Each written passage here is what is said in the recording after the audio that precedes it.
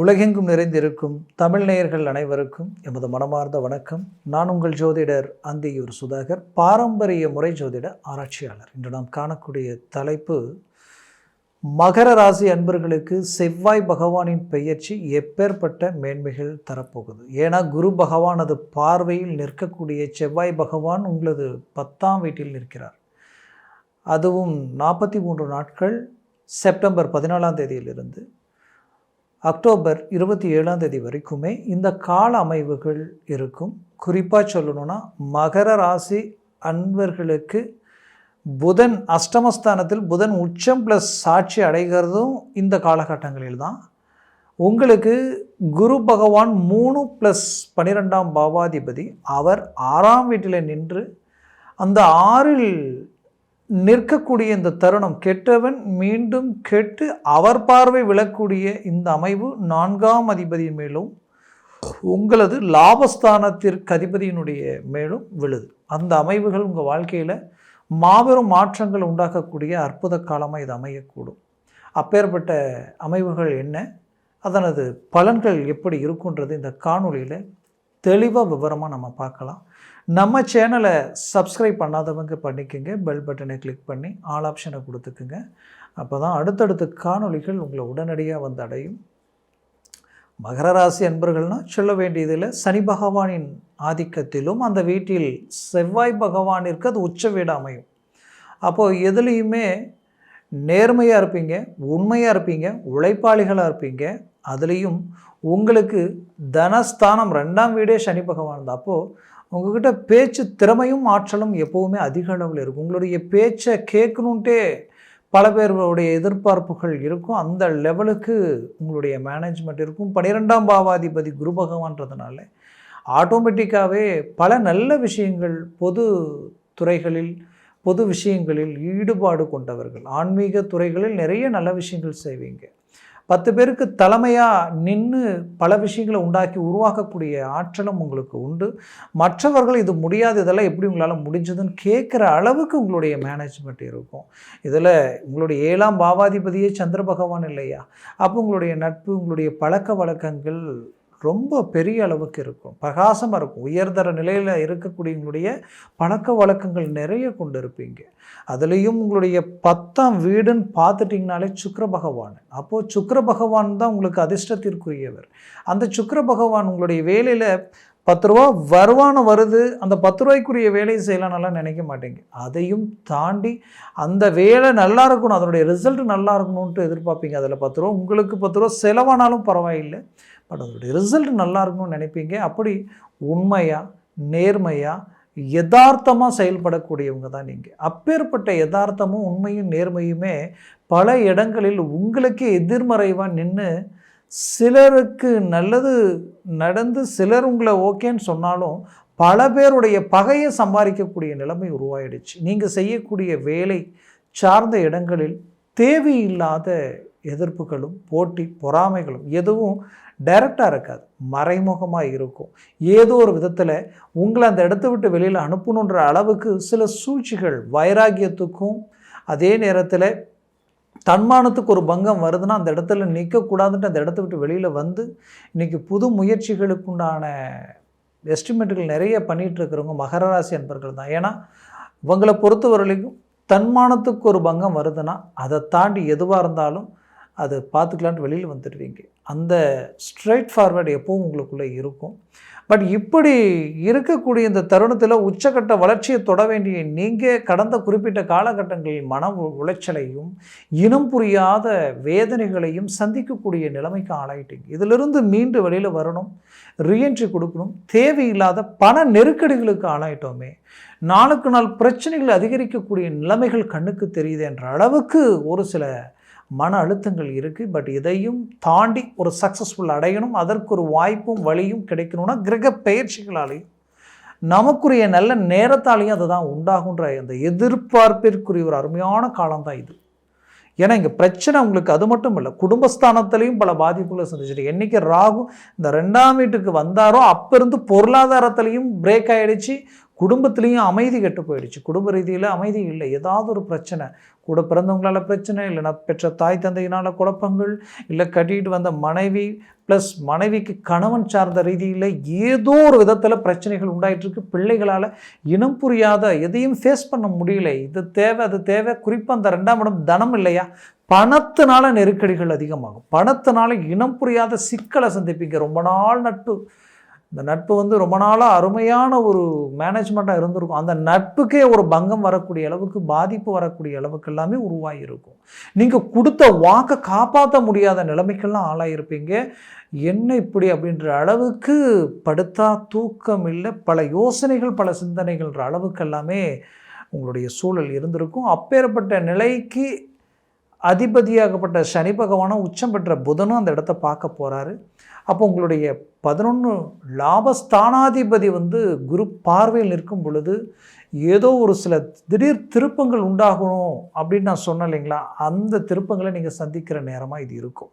குறிப்பாக தொழில் ரீதியில் பட்ட அவமானங்களும் பாதிப்புகளும் இழப்புகளையும் ஈடுகட்டக்கூடிய அளவுக்கு புது முயற்சிகள் சக்ஸஸ்ஃபுல் அளிக்கும்.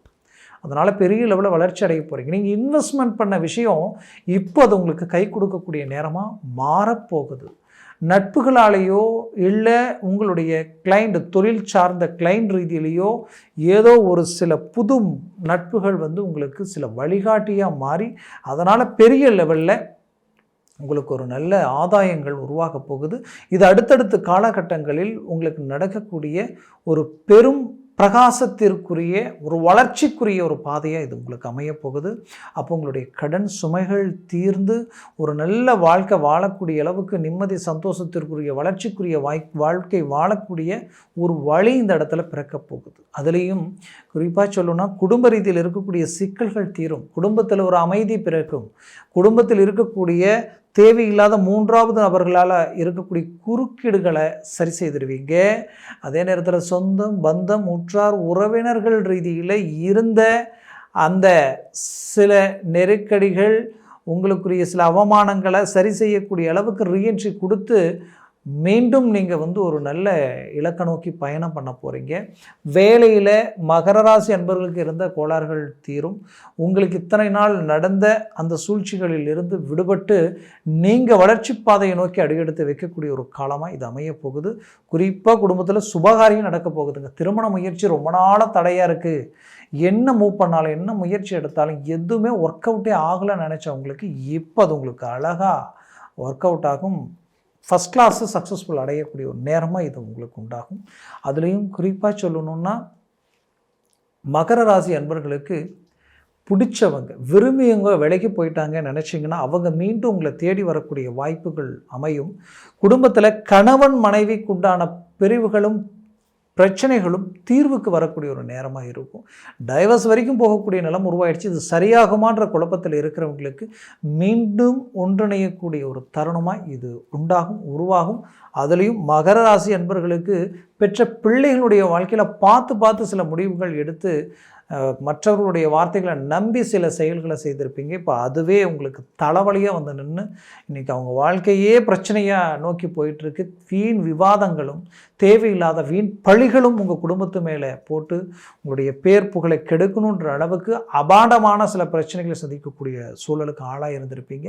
இதிலிருந்து மீண்டு வரணும், இதற்கு சரி கட்டணுமே, என்ன செய்யணும்னு நினச்ச உங்களுக்கு இப்போ உங்களுக்கு லாபஸ்தானத்தில் இருக்கக்கூடிய செவ்வாயினுடைய பார்வை பஞ்சமஸ்தானத்தில் விழுது.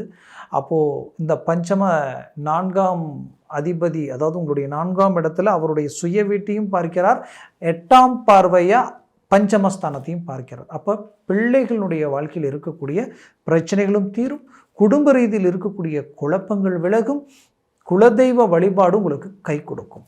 அப்போது இது எல்லாமே உங்களுக்கு பெரிய லெவலில் மாற்றங்கள் பெருக போகுது. குறிப்பாக இந்த நேரத்தில் பெருமாள், குறிப்பாக விஷ்ணுவோ பெருமாள் இல்லைனா சனிக்கிழமை தோறும் நீங்கள் பெருமாள் கோயிலில் போய் ஒரு அர்ச்சனைகள் செய்கிறது மூலியமாக உங்கள் வாழ்க்கையில் ஒரு சில மாற்றங்கள் உங்களுக்கு கை கொடுக்கும். அதுலேயும் இந்த மகர ராசி அன்பர்களுக்கு இப்போ கொடுத்த பணமும் கைவந்து சேரக்கூடிய ஒரு நேரமாக இது உங்களுக்கு அமையக்கூடும். மேலும் மகர ராசி அன்பர்களுக்கு ஆரோக்கிய ரீதியில் ரொம்ப நாளாக சில பிரச்சனைகள் இருந்து அதற்குரிய தீர்வுகள் கிடைக்கலையே, என்ன ட்ரீட்மெண்ட் எடுத்தாலும் என்ன பண்ணாலும் ஏதோ ஒரு விதத்தில் அது ட்ராப் ஆகுது, டவுன் ஆகுதுன்ற ஒரு குழப்பம் உங்களுக்குள்ளே இருந்திருக்கும். அதற்கு ஒரு சரியான ஒரு கால அமைப்புகள் இப்போ வரக்கூடிய காலகட்டங்களில் உண்டாகும், தீர்வுகள் கிடைக்கும். குறிப்பாக வெளிநாடு வெளி முயற்சிகள், ஏன்னா 12ஆம் பாவாதிபதி தான் உங்களுக்கு 6ஆம் வீட்டில் நின்று அவர் உங்களுக்கு பார்க்கும் பொழுது உங்களுடைய 10ஆம் பாவத்தை பார்க்கிறார். அப்போது வேலைக்காகவோ தொழில் சார்ந்த விஷயங்களுக்காகவோ வெளிநாடு சம்மந்தப்பட்ட முயற்சிகள் கை கொடுக்குற ஒரு அருமையான நேரமாக இது இருக்கும். ஆன்லைன் சம்மந்தப்பட்ட துறைகளில் இறங்கி அந்த விளையாட்டுகளிலும் சரி ஆன்லைனில் இன்வெஸ்ட்மெண்ட் பண்ணி உங்களுக்கு பார்க்கும்போது நிறைய நான் இன்வெஸ்ட்மெண்ட்டில் லாஸ் ஆகிட்டேன், இதனால் பெரும் பிரச்சனைகளுக்கு ஆளாயிட்டேன் நினச்சவங்களுக்கு இந்த நேரம் உங்களுக்கு கை கொடுக்கும். உங்கள் பிரச்சனைகள்லேருந்து மீண்டு வெளியில் வரக்கூடிய ஒரு வாய்ப்புகளும் வழிகளும் பிறக்கும். அதுலேயும் டாக்குமெண்ட் சம்மந்தப்பட்ட உங்களுடைய நீங்கள் வாங்கின ப்ராப்பர்ட்டிஸ் ரீதியில் இருக்கக்கூடிய பிரச்சனைகளுக்கு ஒரு தீர்வுகள் கிடைக்கும். இந்த காலகட்டங்களில் முயற்சிகளை பலப்படுத்துங்க.